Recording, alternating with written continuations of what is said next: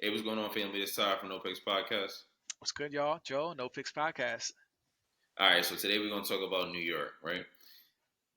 Basically, New York is having a hard time. They requested the help of the National Guard to deal with some increased subway crime. So we're gonna play the content. We're gonna play the news article and we're gonna react to the content. What is going on in this damn country, man? Yeah. All right, here we go. Members throughout the subway system conducting random bag checks. Fox 8's Morgan McKay joins us live from Penn Station. Morgan, day one of this new plan. How are commuters reacting? Hey, Steve and Natasha. So far, the people we have spoken to are actually pretty receptive to this new initiative. Some people even volunteering to have their bags checked. So behind me, you can see how this process works a little bit. A state trooper will select someone to get their bags checked. The bag check will take about 30 seconds, and then the rider is on their way. Officers at Grand Central Station randomly stopping about every fourth subway rider, asking to check their bag. This part of a new initiative to crack down on subway crime. It's okay because we know it's for security reasons. And this feeling was shared by many people who had their bags checked Thursday afternoon. Oh, no problem at all. Good to have safety and, they're doing a great job. What was it like getting your bag checked?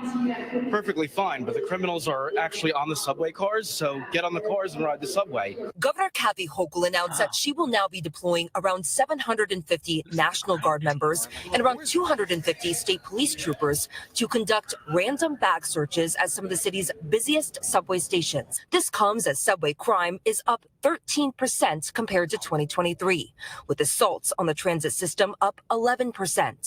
According to the NYPD, 2023 had the highest number of subway assaults since at least 1996. If people are feeling unsafe and won't come, then I have to do something about it. But Hochul on Good Day was asked what happens if people refuse to have their bags checked. Then go home. We're not going to search you. You can say no, but you're not taking the subway. However, technically, New Yorkers are allowed to refuse and can just use a different subway station. Jen Bin Wong from Legal Aid Society argued that there are more practical solutions to combating crime. There are so many different points to her proposal that are problematic in terms of its. All right, we know. I don't want Jen's opinion. We want to give our opinion on what we feel about this policy. So sorry, Jen. Thank you, but. Bruh, Yo. What is going on, bro? Yo, it's like we live. All right, yo, bruh. What's your opinion on this whole subway New York situation? This is sad. This is sad. One of my favorite quotes from Benjamin Franklin. I might slaughter it now, but he said, "He who gives up liberty for freedom deserves neither." Right? And there's this idea that if you're giving up your freedom for safety, then Benjamin Franklin would tell you, then you deserve neither. You don't deserve liberty or safety. You know what I mean? Like, and my thing is like, it's becoming more authoritarian. Like, this is like a police state. This mimics a police state. This mimics an authoritarian society. This mimics, like, it's getting too close to that. And this is the response to the rise in crime. And because people feel unsafe, that's usually how authoritarianism can creep in. It's a conducive environment for more authoritarian behavior or policies because people feel scared. Okay, well, I don't mind, like she said, like, I don't mind people searching through my bags because, at least I feel safer, or it'll stop some criminals. Like, I'm not okay with that though. I'm one of those where I'm like, I don't want you to search my bag. I feel like people who are doing, like we talked in another night or another episode, we talked about people who are, let's say, good citizens who are not engaging in criminal activity, citizens who are just trying to live their lives and get to work or point A and point B. Like, we have to feel the consequences of some idiot, of all the people who are, committing crimes now. Now we have to be frisked or searched because of the actions of other people. And I hate when that's the case, because it's like in a classroom where the bad kids in a school, they do the same thing. Like, all the disciplinary policy is all based on the behaviors of the bad students. So even the good kids got to do all these things different now because the bad kids don't know how to act right. You see what I'm saying? Like, they got to suffer the consequences. So that's my first thought, bro. Like, I don't know how you, let me know how you feel about that, but this feels too authoritarian, like a police state. I don't like it. I mean, listen, I I think that Sounds like you can search my bag. I don't care. I'm cool with it, bro. Like I'm cool with it, bro. I'm gonna show you my ID too. You want to see that too? I got that, officer. Listen, I ain't got no problem. Like if you doing that makes it less likely that I'm gonna get like clonked in the head with a metal pipe, then go ahead and do it. Yeah. But I'm also someone that doesn't believe that people are intrinsically good. I think people are opportunistic. Yeah. I don't think people are good or bad. They're just opportunistic. People will do whatever suits their needs in that specific time. Okay. Right. So if it suits them to be, more like moral or, or immoral, right? If whatever people will do whatever benefits them most in that specific time. And that's what I think the nature of human beings are. So, if the subways of New York have kind of been known to be kind of laissez-faire as far as the conduct, as far as the security goes, and criminals look at it as an opportunity, then I think something needs to be done about that. And if it restricts, if it puts limitations or restrictions on your, I don't know, sense of being an American or being super free, then I think that's a small price to pay for actually physically being safe. I think where you do yourself a disservice is if you're like, okay, you know what, I just want to be super independent no matter what, and then your subway car ends up getting blown up because somebody snuck in a goddamn bomb. Then it doesn't help you.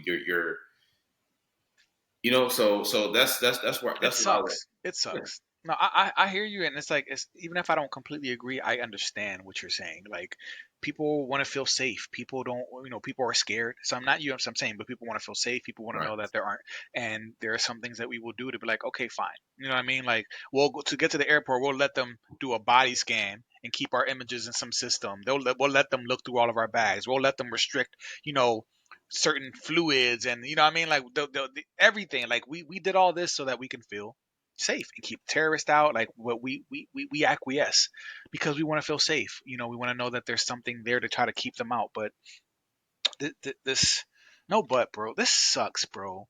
This sucks. Do you remember the video for This Is America by Childish Gambino? You remember that, John? And it's still, I still think his message in that video are still relevant today. Like, America just seems chaotic, bro. And of course, not as a whole, but like just speaking about New York or Philly, like these cities are struggling, And I think it's also because of these policies. They're not going after crime. What are you going to do when in some states, like there are consequences if you try to pursue someone who's trying to shoplift or committing a crime. Like they've made it so that police aren't even going after crime, like petty crimes, small crimes. So you're kind of encouraging this behavior as well. We're in a weird time right now, bro. Yeah. Like, have you noticed that too? That cops either aren't going after them or people are told, employees are being told, don't do anything about it. Yeah. You know what I mean? Like in Cali, like if it's less than $1,000 in theft, they won't even go after it. But bro, I blame you. I blame Why you. me? I blame you. I blame you and everybody that thinks like you, because everybody's like, okay, police suck. Police are awful. Okay, cool. So you know what I would do if I was a cop, bro? I swear my life would be so much easier because I would just let the fucking criminals do whatever they want to do. You can't. You swore an oath, bro. Okay, but I swore an oath. But there's a lot of people out there that's saying, hey, you know what? You're a bad person for upholding your oath. So, if that's the case, cool. It's more complicated than that. No. We just want police to be accountable. Try to make the argument more complicated. They're trying to cover. They're trying to max some kind of insecurity. For example, there's plenty of people that talked about defunding the police, and then when crime rose in those situations, like Oakland, right? Where Oakland right now is like a crazy ass place. Oakland, crime rose in Oakland because everybody like defund them. And motherfuckers was like, okay, cool. And the mayor of she's an Asian person. Tao is her last name. But she got elected mayor of Oakland and she defunded the police. Guess what? Crime soared to incredible heights. And now people are like, yo, we gotta recall this bitch. So people are trying to recall her and they're like, yo, this ain't it. Like, bro, like, just run, let them. And she like, no. I'm gonna get some more cops on there. Don't worry about it. People want to vilify the cops, but y'all don't really understand that they are the only line of defense. There's no one else out there. These mental health professionals that come out there and say, they come out and put an arm on your shoulder and say, hey, you know what? Ty, don't kill him. Just don't do it. The shit don't work, bro. You know what I do? You know what Ty does? I rip the fucking arm off and I go kill him. Right. Yo, there's no way around it. Yo, like, listen, you can't have it both ways. You can't defund them and take their resources away and then have less people on the streets and then just let it. If you leave it up to mob rule, then it's just chaos, bro. It's just chaos and nobody's afraid of anything. And guess what? If I'm a cop, I'm not doing shit. If I'm a cop and I'm pulling up at a Dunkin' Donuts and I see the Dunkin' Donuts getting robbed, how does it benefit me to go stop the robbery? Because I'm going, no matter what, somebody's going to look at it and say, "Yo, you did something wrong." Right. If I pull out my gun and I unalive the person robbing the Dunkin' Donuts, somebody's going to say, "Come on, bro, he only took $75. Like, come on, man. Like, he only took a 10 Boston creams." There's going to be somebody out there to vilify him. So why would I do anything as a law enforcement like? It makes more sense for me to just let them do that thing and then come later and say, "Hey, are you okay? Hopefully you survived. I'm not doing shit. I'm not going to help you survive. Hopefully, the cards have just been dealt in your favor to where you survive." Right. But bro, like it just doesn't help. It's like this whole idea of like not liking the police. It doesn't help. And I get it. The police are easy. I know, bro. I don't. I'm trying. I hear you. I still don't, but I just hate that we're in this situation. It just went too far. It went too far. Man, and people people want the perfect answer. I talk about this all the time. Me and another guy talked about, not you, but me and another guy talked about something happened in Philly not too long ago. And people say things like, "Oh, well, the cop didn't have to kill him. He could have just shot him in the leg." Joe, do you know how hard it is to shoot a person at all? I know. That's why they say go for the biggest area, which is the stomach, like the midsection. There are no cops that are trained to shoot legs or not guns or knives out of hands. Those people don't exist, right, bro. Those are just movies that y'all watch that y'all think that all the cops, like, it's not a thing. Right. Right. So you gotta be on one side or the other. Do you want public peace? Do you want this shit? Now, I'm not saying that there aren't cops out there that take advantage of it and be ridiculous about it. But yo, you gotta pick a side. Either you want lawlessness or you want some order. You gotta pick a side. I know.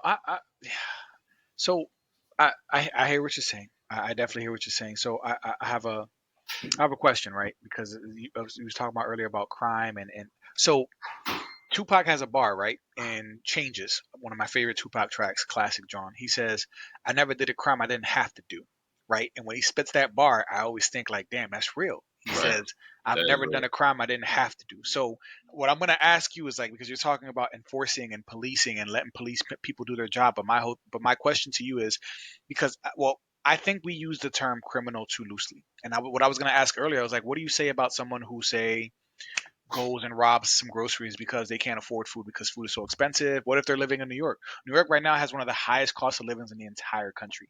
It costs like $2,100 just to get like a row home with like 2 or 3 bedrooms. A small apartment for like one person, a studio might be $800 a month just for like a small little closet-sized studio. So like it's so expensive to just live and exist in New York. So what do you say for someone who there's a hierarchy of needs? So if someone needs food or needs clothing or needs something and they go out and commit a crime to get that, well, how do you feel about that? About people committing crimes because the environment that they're in right now has become so unbearable or just too expensive to live in, and that's what's compelling people to do more crime or engage in criminal activity. I mean, I think all that needs to be condemned. I don't listen. The crimes need to be, there needs to be levels to this shit, right? Right. But the person that goes steals a ham, they still need to be held accountable for that. Like, they still need to go to jail, or not go to jail, or they need to have a criminal record. There needs to be something saying, like, hey, this person stole his ham. Yeah. You know what I'm saying? Like, I mean, I get it. That's why I'm saying this. It's like there's a gray area, right? I hear what you're saying, and the reason I can't completely be like, damn, you're right, I got to pick this side, is because I'm like, well, bro, there's also opportunities where the way I see it is like our country right now, like I said, it's fragile. We always talk about the fragility of America. Like, we're in a fragile place right now, economically, with inflation. Things are expensive. It's expensive hell to live in California. It's expensive to live in New York. It's expensive to live in all these places. Boston is getting more expensive. It's just getting so expensive to live. To just LA is ridiculous. Anywhere in California, honestly, at this point. But the answer can never be just still stuff. That can never be the answer, because I don't think that's the first thing, though. But if you're trying and you can't, then eventually someone's gonna crack and be like, "Listen, I gotta go out there and get it." You know what I mean? Like, stealing has been a thing throughout human history, but you should still be punished for it. Yeah. So we Philly. Shout out to Freeway. He has a classic hood anthem. What we do. You know what I mean? He says, if her heat start working, then my heat start working, I'm going to rob me in person. And then you hear rooted in the struggle where it's like, listen, bro, if I need to get mine, I want to survive. So I'm going to do and I'm not endorsing violent crime. But what I'm saying is there's this element of life where it's like, if I need to do something criminal to get what I need for myself or for my children, I'm going to do it. When I'm pushed to a wall and I feel like you know what I mean? Like, I feel like society sometimes pushes us into criminal activity. I think that the people that subscribe to that belief should understand that they might go to jail if they get caught, and they, Right. you mean, might take an L. I know. You know, because, I mean, I think that it's important for society, because you can't have that be the go-to. Right. Because it'll crumble society, because everybody will just say, you know, fuck it, I just need to, you know, I want to take a ham. I want to just go in here and I want to take some toothpaste or whatever. Like, right. Everybody would do it if it was just like, you know what, you get a mulligan. No, right. It's unfortunate, bro, but it sucks, man. I know, bro. I don't completely disagree with you. I hate that we're in this place, because we were just talking about Philly and the shooting, you know, that the 18, like the gun violence in Philly and the crime going up in Philly as well. Now we're talking about crime going up and assaults and robbery going up in the subways of New York, where they had to bring a National Guard in. And I'm just like, what are we doing? It just feels so dystopian. You know what I mean? Everything we live in a dystopian society right now, bro. Like, it's scary to see this happening, man. It really is. Remember when all the National Guard pulled up to Ferguson when it was all protesting and all that stuff happened too? That wasn't that long ago. That's what I'm saying. Like, it just feels like we have lawlessness right now. It definitely feels that way, bro. It really, really does. It really does, man. This is crazy. So you'd be all right with the National Guard coming to SEPTA, coming straight down into the subways to watch them? Maybe don't. I never felt uncomfortable on SEPTA. So like, I always me either. But stuff goes down though. Yeah, like, stuff goes down on SEPTA. But I always felt like if something went down on me, I'm cool with knocking somebody. I'm cool with knocking somebody the fuck out. I never feared SEPTA. However, I mean, if SEPTA has a track record of getting robbed and stuff like that, and, you know what I mean, then yeah, I think something needs to be done to make people feel more safe. Oh man. Well, I think this is an interesting topic, right? I definitely think it is. Where are we at now? 18 minutes. Damn. I'm curious to see. You want to open it up to the family and see what their thoughts are. Family, what do y'all think about everything we just discussed now, about lawlessness, about Americans' relationships with the police force, with the fund of police, with the rise in crime, with everything, where we are as a nation, like where we are with the economy, like chime in on everything, because this is not just happening in New York. We see this starting to happen in Philly. We see this might happen in California. Like, I don't know, man. It's a scary time to live in. Just let us know what you guys think. We want to keep talking about local issues, because we know every time we've talked about local issues, we get a lot of traffic in those videos. We enjoy doing it, so we're gonna give y'all some more local news as well. But yeah, any final thoughts, Ty? Like, this is crazy, man. All right. Well, listen, subscribe, stay with us. We on the move, family. And until next time, yo, be safe out here. All right.